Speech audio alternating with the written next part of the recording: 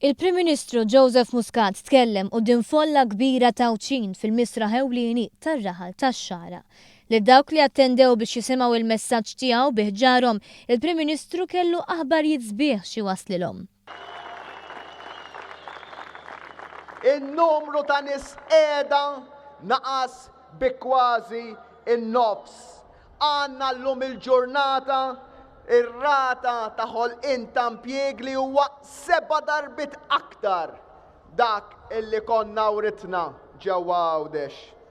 Imma ħbib tiegħi l-aħbar it-tajba hija li għal Għawdex ukoll il-kbir għadu ġej. Il-kbir għadu ġej għax hemm sensiela inċentivi li qed jipproponi l-Partit Laburista jekk jerġa' jkun elett. Joseph Muscat fakkar li se jkun hemm 3 snin mingħajr taxxa għal kumpaniji illi jirrilokaw Għawdex. Filwaqt li kull kumpanija li toffri lil Awċin impjieg f'Għawdex, il-Gvern se jagħtiha 10,000 euro għal kull ħaddiem rilokat. Mhux 10,000 euro biex tiġi toqgħod ġewwa Għawdex, imma flus u għajnuna biex naħolqu x-xogħol f'Għawdex għall-Awċin. Hemm ukoll iktar għajnuna lill-istudenti u l-familji tagħhom filwaqt li 12 kumpanija huma lesti biex jidħlu għax-xogħol tal-Fast Ferry Service. Hemm ukoll xogħol fuq il-mina li jibda fil-leġislatura li jmiss. U x-xogħlijiet bħal dawk tridu intom taslu l-min taf daw. Jekk hux min ilu biex jagħmel il-Malta ċirkewwa 15-il sena, jew min meta kellu biċċa xogħol wettaqa bil-provi. Joseph Muscat qal li fadal ħafna xogħol xi jsir f'Għawdex. Żied li qal ħadd ieħor l-unika proposta hi li jgħid illi mhux se jagħmel sptar. Iżda l-isptar se jsir u miegħu l-iskola medika li se tattira studenti u nies biex jieħdu l-kura.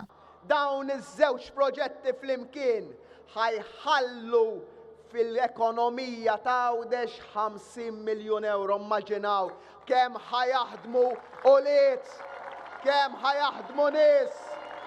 Għall-Awċin il-Prim Ministru kellu kliem ta' kuraġġ. Għaliex għandna pjan ċar. Pjan li l-frott tiegħu diġà bdejtu dduquh. Pjan imma illi l-affarijiet il-kbar tiegħu qegħdin within reach. Nistgħu niksbuhom intom l-Awċin flimkien mal-poplu kollu. Jekk nhar is-Sibt illi ġej kulħadd joħroġ jivvota għal kandidati kollha kemm huma tal-Partit Laburista. Joseph Muscat appella biex l-Awċin li fl-aħħar elezzjoni għażlu lil Partit Laburista jerġgħu jafdaħ fit-tmexxija.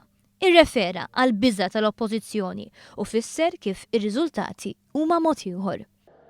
Etlu il-kumpanija Skybet, Skajija, taraw it-television, waħda mill-ikbar kumpaniji tad-dinja tat-televiżjoni, il-kumpanija Skybet li hija tal-gaming ta' dan il-konsorzju enormi, tefet l-applikazzjoni biex tiġi taħdem hawn Malta.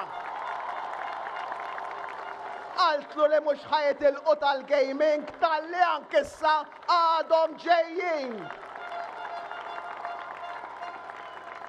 Fejn qed jinxef l-investiment, fejn mhux ġej ix-xogħol u llum mort żort il-Playmobil u ħabbru uffiċjalment il-Playmobil wara li diġà għadhom kif lessew fit-8 xhur. Estensjoni ta' 16 tombna oħra. Fejn kabru l-fabbrika tagħhom u impjegaw 200 oħra, illum waqt qed inżuru dik il-fabbrika jagħtuni l-aħbar uffiċjali illi ħajerġgħu jkabru u jimpjegaw 200 oħra. Il-Prim Ministru żied li dan u gvern li jrid jimla l-pajjiż bix-xogħol u ta' iktar eżempji ta' kumpaniji li ġejjin Malta. Quddiem din ir-realtà ma naqax il-messaġġ illi l-aqwa żmien ta' pajjiżna għadu ġej.